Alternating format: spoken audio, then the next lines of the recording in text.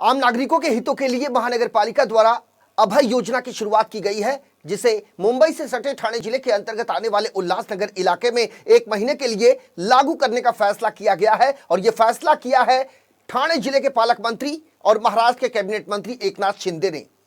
दरअसल corona virus महामारी के महासंकट काल में छोटे मोटे व्यापार करने वाले लोगों पर मुसीबतों का पहाड़ टूट पड़ा था, तो वहीं दूसरी ओर कई लोगों के रोजी रोजगार भी खत्म हो गए थे, जिसको देखते हुए ठाणे जिले के पालक मंत्री एकनाथ शिंदे ने गंभीरता दिखाई और शहर के विकास और आम नागरिकों के हितों को देखते हुए अभय योजना को 1 महीने के लिए लागू करने के प्रस्ताव पर अपनी मुहर लगा दी। दरअसल उल्लासनगर शहर 13 किलोमीटर क्षेत्रफल के दायरे में बसा हुआ है। यह शहर एक औद्योगिक शहर माना जाता है। यहाँ घर घर में छोटे मोटे व्यापार चलते हैं, लेकिन वैश्विक महामारी के चलते यहाँ के छोटे मोटे व्यापारियों को कई तरह की चुनौतियों का सामना करना पड़ा।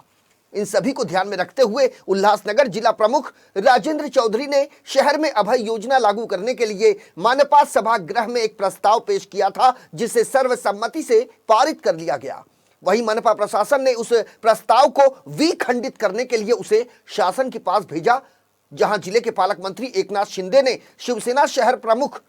और सर्वपक्ष के साथ साथ सभी व्यापारियों की मांग को देखते हुए अभय योजना लागू करने के फैसले पर अपनी मुहर लगा दी, जिससे उल्लासनगर महानगर पालिका की तिजोरी में तकरीबन 300 करोड़ रुपए से ज्यादा की राशि इकट्ठा होगी और उन पैसों से शहर का विकास और जो कई अरसे से लंबित पड़ा है योजनाएं, उसे पूरा करने में गति मिलेगी। तो कुल मिलाकर उल्लासनगर इलाके में जिस तरीके से ऊहापोह की स्थिति मची हुई थी, वैश्विक महामारी कोरोना वायरस के महासंकट काल में कईयों की आर्थिक स्थिति चरमरा गई। बिजली का बिल हो, प्रॉपर्टी टैक्स हो या अन्य जरूरी चीजें, इसके भुगतान कर पाने में लोग असमर्थ असहाय महसूस कर रहे थे। लेकिन यहाँ के शहर संपर्क प्रमुख राजेंद्र चौधरी ने जिस तरीके से मनपा सभागृह में इस प्रस्ताव को पेश किया, उस पर मुहर तो लगी, लेकिन मनपा आयुक्त ने इसे खंडित करने के लिए शासन के पास भेज दिया। लेकिन मनपा आयुक्त के इस भेजे गए प्रस्ताव को एक बार फिर से दरकिनार करते हुए शहर प्रमुख राजेंद्र चौधरी के इस प्रस्ताव पर पालक मंत्री एकनाथ शिंदे ने मुहर लगा दी, जिसके बाद उल्लासनगर इलाके के विकास का रास्ता साफ हो गया।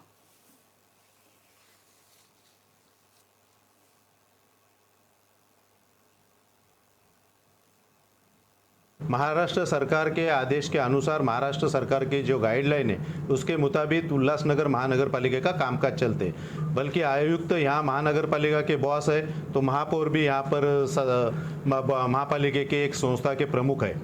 और ऐसे समय पे महापौर और आयुक्त साहब और उनके नीचे के जो उपायुक्त है, इन्होंने और महापौर के साथ बैठकर और चर्चा करके विचार विनिमय करके कामकाज करना चाहिए, लेकिन ये किया गया नहीं। ये अभय योजना के बारे में ऐसा हुआ, कमिश्नर ने जो भी भूमिका निभाई है वो गलत थी और हमको जानकारी थी कि हम जो काम करने जा रहे हैं वो सही है। यहाँ पर कोरोना काल के बाद में जो भी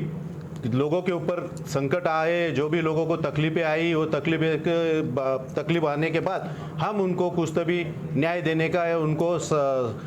सहारा देने का काम कर रहे थे। महापालिका के अभय योजना लाकर उनको मदद करने का काम कर रहे थे, लेकिन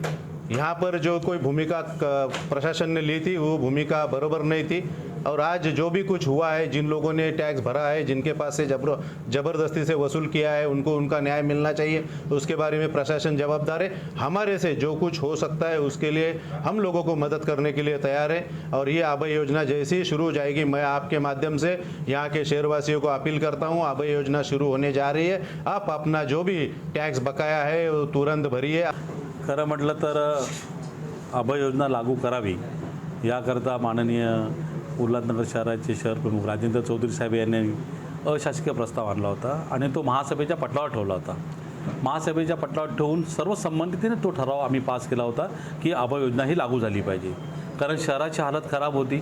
कोरोना कालावधीमध्ये लोकांचे त्रास होते आणि वारंवार माननीय खासदार साहेब यांच्याकडे शहरवासियांची व्यापाऱ्यांची तक्रार होती की साहेब अभय योजना लागू करायची आहे। ह्या प्रस्ताव आणल्यानंतर तो संमत केल्यानंतर प्रशासनाने त्याला विखंडित करायला पाठवला आणि विखंडित करून त्या विखंडनाचं आज खंडन माननीय नामदार नगरविकास मंत्री एकनाथ शिंदे साहेबांनी करून हा ठराव मंजूर केलेला आहे। खरं म्हटलं तर